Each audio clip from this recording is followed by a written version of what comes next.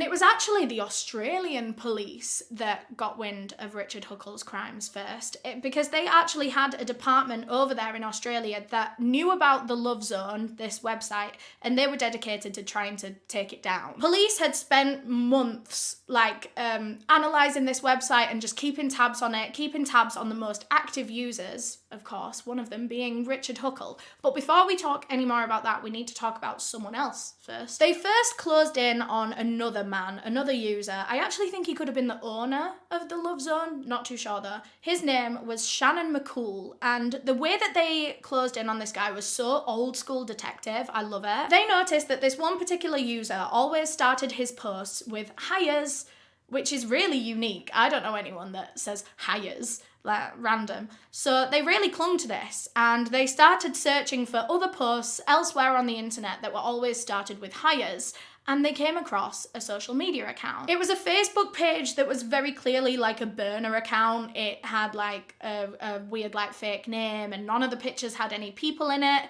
but there was one picture. I think that this user had posted in a car sales page on Facebook. It was really quite obscure. They'd done a lot of like digging to find this.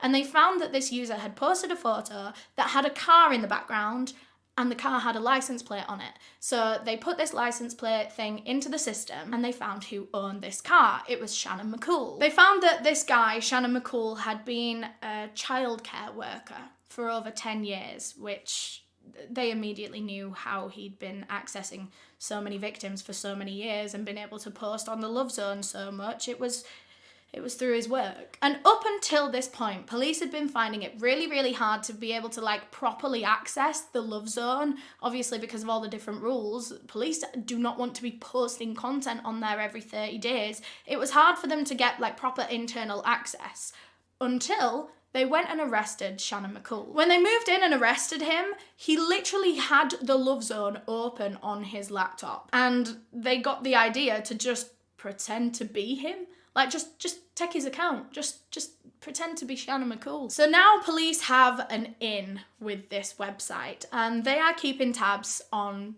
the most active users, of course. Richard Huckle is one of them. In fact, he was top priority out of all of them, mainly because of the sheer volume of content that this man was posting. Like I said, he was one of the top users because he was managing to abuse so many children so often and photograph it so often. He was clearly one of the most dangerous people on that website. He needed stopping as soon as humanly possible. And it was also his attitude as well. Of course, his actions are disgusting enough on their own, but his attitude towards it all, like,